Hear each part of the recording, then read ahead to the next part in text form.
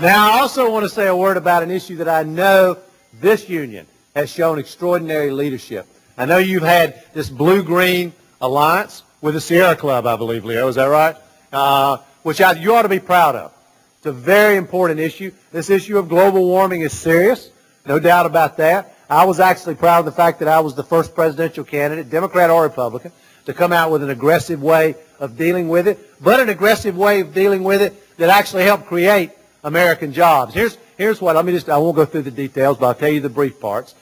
Now, I think we ought to cap carbon emissions in America, and I think below the cap, we ought to auction off the right to emit any carbon dioxide, and then that'll generate anywhere from $30 to $40 billion.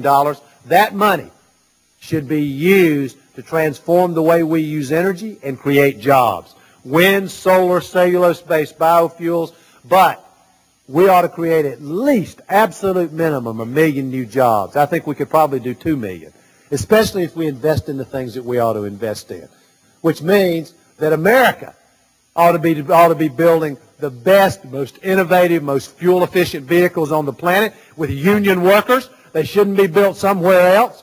America ought to be leading the way in the development of the technology that we need. And we can do this if we do it smart, which is what all of you understand and your leadership understands. If we do it smart, we can actually replace a lot of the manufacturing jobs that have been lost in America. And we can put those jobs in the very places that have been hit the hardest by trade.